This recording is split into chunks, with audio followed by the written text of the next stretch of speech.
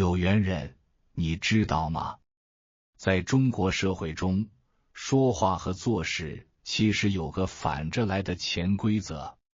越是想要什么，越要表现出不在意；越是情绪激动，越要淡定自若，因为这样你才更容易得到自己想要的。比如，别人说我不在乎，通常是越在乎；说没事的，往往是心里压力山大。所以，听话的时候得反着听，观察行为也要反着看，这样才能看清事物的真相，不会被表象迷惑。数学上有个负负得正的法则，同样适用于人际相处。如果别人耍阴招，你要比他更阴更稳，才能达到正向结果。这种反向思维能让我们突然间看透很多事，比如那些口口声声说仁义道德、爱人爱己的人，往往内心算计得很深；嘴上说的好听的人，其实心机更重。社会上很多东西都是假象，像明星收入、公司财报、电商刷单、粉丝数量等等，都是可以造假。这就像《金刚经》里说的，凡所有相，皆为虚妄。看透这些假象的人，才能真正获得洞察力。孙子兵法说，虚则实之，实则虚之。这种虚实之间的游戏，也是社会的一种考验，看我们是否能形成独立的思维能力，看清真相，抓住机会。不然，就只能跟着人云亦云，被表面现象迷惑，最终被淘汰。所以，学会反着看，反着听，才能看破虚实，真正理解这个社会。在这个社会中，秩序和逻辑的设计实在是巧妙极了，能够在其中游刃有余的人，绝不是普通人。这个社会其实有两套规则，一套是只能说不能做的，是孔子那一套，讲的是仁义道德；另一套是只能做不能说的，是鬼谷子的套路，充满阴谋手段。所以记住了，有些事只能说不能做，有些事只能做不能说。如果一个人言行完全一致，反而很难在这个社会上混下去。这就是为什么口是心非的人往往更受欢迎，因为他们懂得社会的规则。什么叫道呢？一阴一阳谓之道。如果一个人能掌握对立两面的平衡，才能符合这个社会的道。中国最强的处世之道，其实是以其人之道还治其人之身。对坏人最有效的办法就是比他更坏，用善良去感化，往往只会让自己受伤。而要在这个社会站稳脚跟，就要成为那1%的少数人。99%的人都被短视和快感驱使着，不愿思考，只想不劳而获。商业的本质就是利用这些人性的弱点来赚钱，但前提是你自己要先克服这些弱点，成为那1%，才能掌控大局，从容不迫地穿梭在人性之中，赚钱反而成了一种修行。商业最大的道德是什么？就是满足人心。这世上太多人内心残缺，不理性，不成熟，像个巨婴一样等待被照顾。能满足这么多人的需求，让他们安定，这其实也是一种功德。世界上最难的两件事，一是把自己的思想装进别人的脑袋，二是把别人的钱放进自己的口袋。而且这两件事往往是一起发生的。只要能影响别人的思想，自然就能获得他们的信任和金钱。那些整天追逐短视频、娱乐节目和游戏的人，只会越来越穷，越来越被收割。只有极少数人忽然醒悟，意识到自己不能再沉沦，开始学习和思考长期策略，才能逐渐跳脱出这个循环，过上不同的生活。这就是 99% 人的日常状态。微信好友一大堆，却没人能聊心事；通讯录号码不少，却很少有人主动联络。手机偶尔响起来电，不是贷款推销，就是买房广告；不是送快递，就是送外卖。接到的不是骚扰电话，就是电信诈骗。工作呢，毫无激情，不想前进，也无法退出。想创业吧，没胆没资本；想折腾吧，不知道从哪开始；干脆躺平吧，内心又觉得不安。晚上睡觉时满脑子新想法，早上醒来时却哪条路也走不通。娱乐节目追完了，剧也不想看了；游戏玩腻了，靠短视频、直播找点刺激；靠网购、抢购维持一点生活的激情。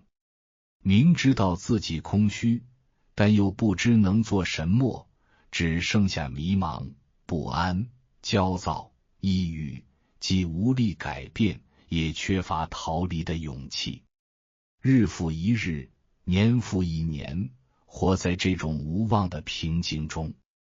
人性中最奇怪的一点是，认为花5年做点有意义的事来成就自己很长，却甘心花40年浑浑噩噩的生活，每天重复无聊的忙碌，与一群无趣的人周旋，觉得无所谓。其实，人生所有的痛苦，除了病痛外，都是执念在作祟。我们不是被事情困住，而是被我们对事情的看法困住，也就是被我们的思维和认知所限。最大的监狱其实是我们的思维。每个人都活在自己思维的牢笼里，而外界的磨难其实就是在提醒我们，是时候冲破这些思维枷锁了。但真正能觉醒的人少之又少。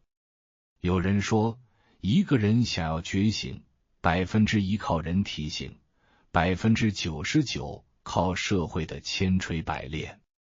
可惜很多人宁愿借10万块去医美，也不愿花一点时间提升思维和认知。如果给猴子香蕉和金钱，他一定选香蕉，因为他不知道钱可以换来更多香蕉。我们会笑他无知，但事实上我们也犯同样的错误。当把金钱和认知摆在人们面前，多数人会选择金钱，因为不知道认知不仅能带来财富，还能带来幸福与健康。人跟猴子一样，总是被眼前的利益吸引，忽略更深层的价值。这种动物属性让 99% 的人一直沉浸其中，无法成为那 1% 的清醒者。要成为那 1% 的人，关键在于了解自己并超越自己。正所谓知人者智，自知者明，胜人者有力，自胜者强。认识自我，战胜自我是 1% 精英的典型特征。这其实是一个不容易理解的道理，因为人生中最难看清的就是自己。即使我们照镜子，镜中的形象也不一定是真正的自我。只有在碰到挫折或反弹时，我们才会真正看到内心的自己。所以，观察自己的最佳方式是通过他人，把他人当作我们的镜子。我们看到的贪婪、嫉妒、执着，都是内心的投射。那些让我们反感的事，往往反映了我们心中未解的缺憾。比如，对别人秀恩爱的反感，可能是内心的孤独；对别人炫耀的不屑，或许是因为自己不够自信。每当我们遇到反感的事，应该先反省，这种情绪从何而来，心中是否有缺憾。事实上，我们最讨厌的他人缺点，通常也是自己不愿意面对的部分。因此，那些让你嫉妒、怨恨的情境，会不断重复出现，直到你学会接纳。这就是外界在帮助我们，推动我们自我接纳。外界让我们厌恶的现象，其实是促使我们成长的机会。当我们学会反观自己，内心的冲突自然减少，对外界的反感也随之消退。真正的和解是与自己和解。当我们能通过外界反思自己，接纳自己，便能接纳整个世界。这样的人，就是那1%的人。成为1%的人，需要既有内心的刚毅勇猛、果敢自律，也有外在的柔和温婉、细腻周到。那刚外柔、从容不迫，此时世间无人能及。记住，未来的人将分为2类。第一类是顺从人性的大多数人，他们每天刷短视频、看直播、玩游戏，成为算法机制的燃料。这些人只是社会资源的消耗者，充当大数据中的一份子。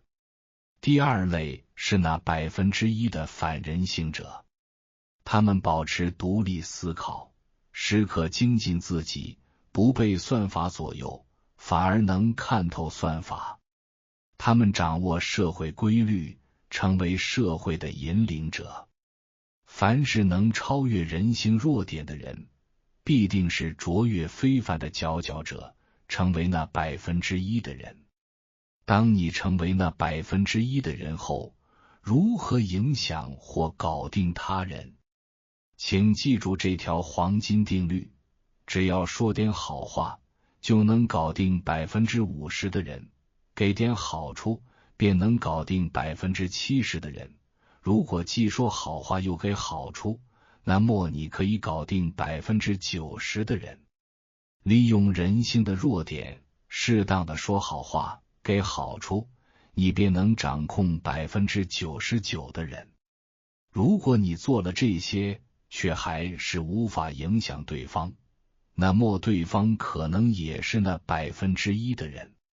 当2个1%的人相遇，便是世间最精彩的互动。至于命运究竟是什么，其实与我们的认知有很大关系。科学家发现，宇宙中只有4%的物质是我们能够看到的，剩余96%的暗物质支配着宇宙的运行。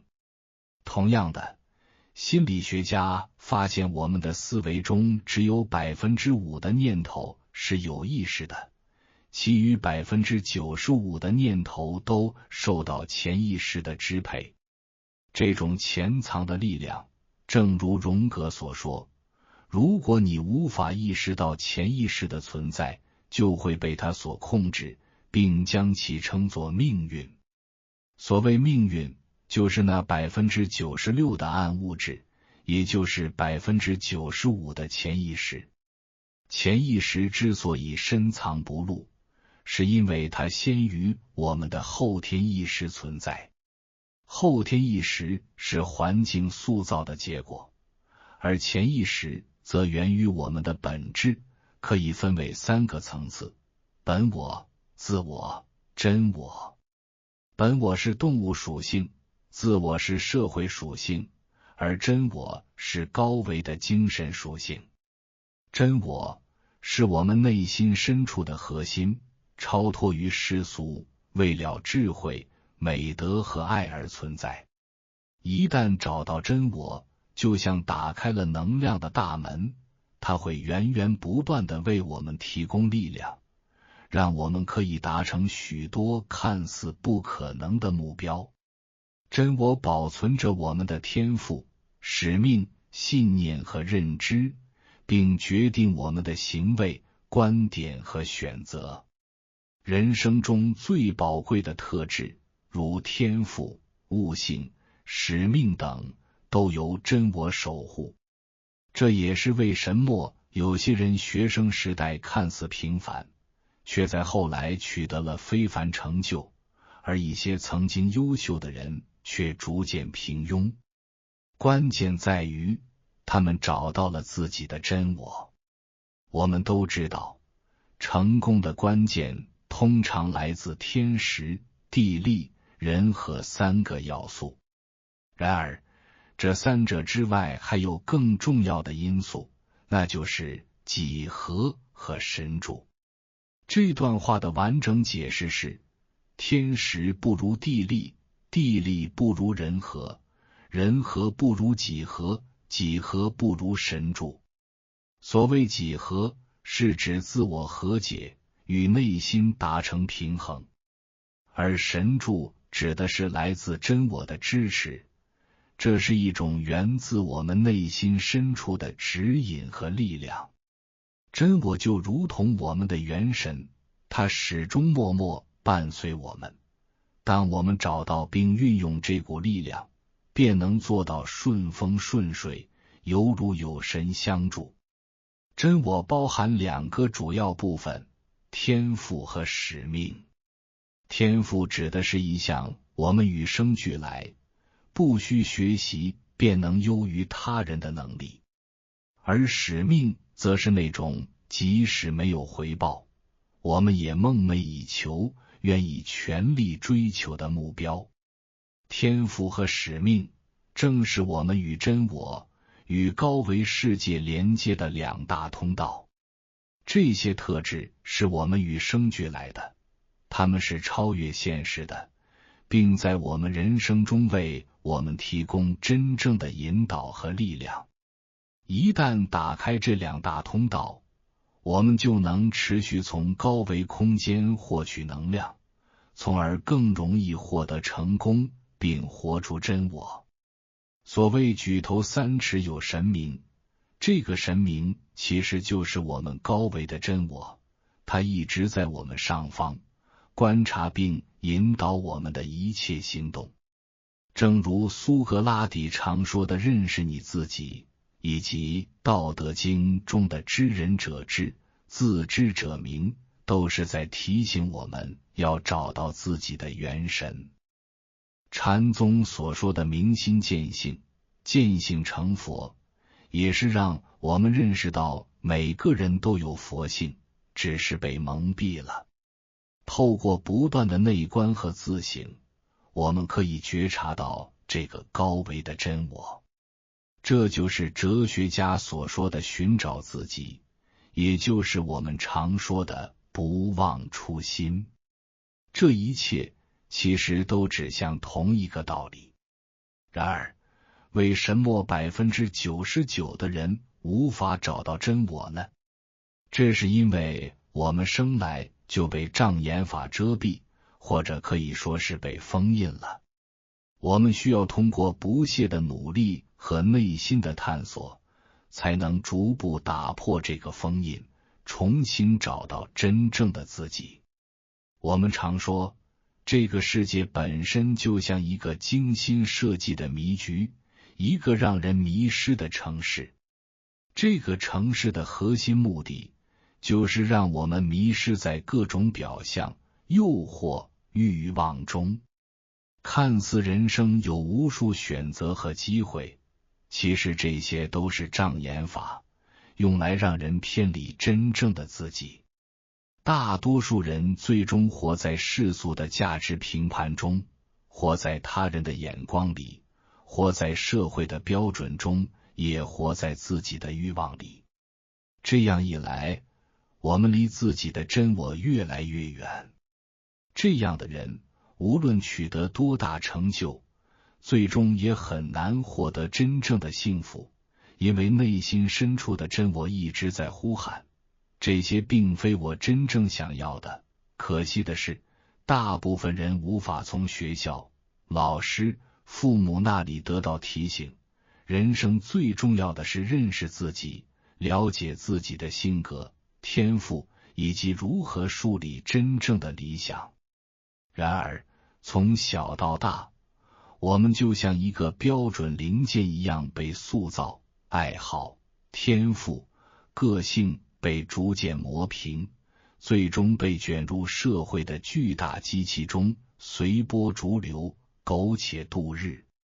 社会仿佛一切都在精心设计着，以碾碎真我为目的。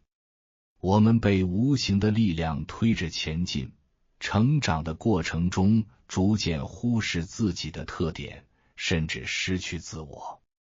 即便有人试图从这股压力中逃离，最终成功的只有 1%， 而 99% 的人被顺利的碾碎。即使你毕业时成绩优异，找到高薪的工作，但如果那不是你真正想做的事，最终也会因为厌倦而离开。即便你学的是理工，如果内心热爱创作，早晚你会在闲暇时创作，并可能因此放弃原本的工作。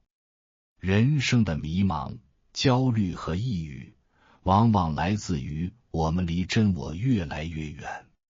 细想我们的人生，是否感觉冥冥之中总有一张无形的大网在笼罩着我们，让我们难以摆脱？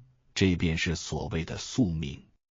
这是因为我们对真我的存在毫无察觉，于是感觉被掌控，但又无法明确被谁掌控。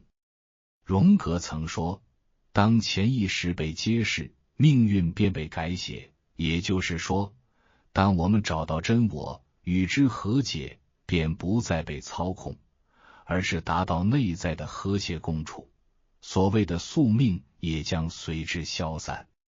人生的觉察往往比改变更难。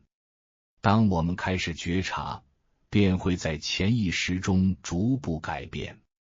而最大的障碍，不是时间、能力、方法，而是那些内心深处不敢面对的东西：自卑、偏见、情绪化、狭隘、无知、自私等等。这些才是寻找真我最大的阻碍。